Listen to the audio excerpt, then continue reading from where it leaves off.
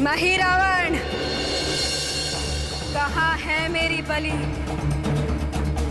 मुझे मेरी बलि चाहिए महिरावण, मुझे बलि दो, अन्यथा मैं तेरी बलि ले लूंगी। हाँ माता, बलि तो अवश्य मिलेगी। शीघ्र दो।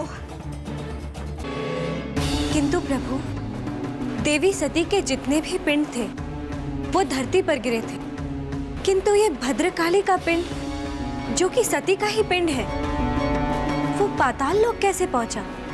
इसके पीछे बहुत बड़ा रहस्य है देवी, और इसको जानने के लिए आपको सबसे पहले वो रहस्य जानना होगा।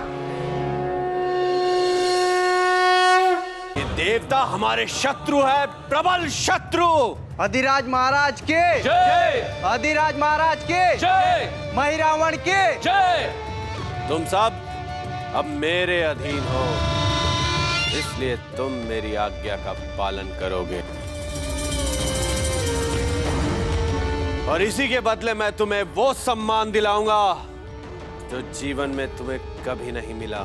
महिरावण की जय, महिरावण की जय।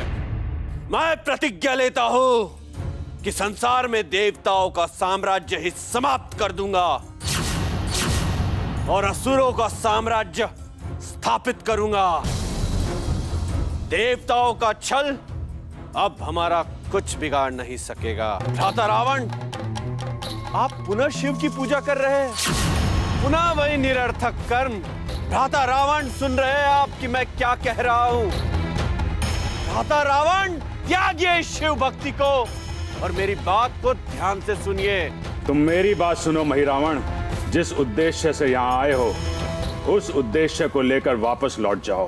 मैं आपको सद्बुद्धि देने आया हूँ भ्राता। सद्बुद्धि अथवा एक मूर्ख की दुर्बुद्धि? आज मैं आपको अवश्य ही मूर्ख लग रहा हूँ और मेरी बातें भी मूर्खतापूर्ण। एक दिन आएगा और मैं सिद्ध कर दूंगा कि इस संसार में मुझसे बुद्धिमान, मुझसे सर्वश्रेष्ठ कोई नहीं है, न कोई था न भविष्य में कोई होगा। इसलिए आपको ये परामर्श देता हूँ कि आप देवताओं की आराधना करना छोड़ दीजिए। तो फिर किसकी पूजा करनी चाहिए? तंत्र शक्ति की, जिससे हम प्रेत और पिशाच को अपने वश में कर सके और इस संसार में अपना साम्राज्य स्थापित कर सके। महिरावण तंत्र शक्ति का ज्ञाता था और वो ये जान गया था कि संसार में कोई अद्भुत और दिव्य घटना घटित होने वाली है।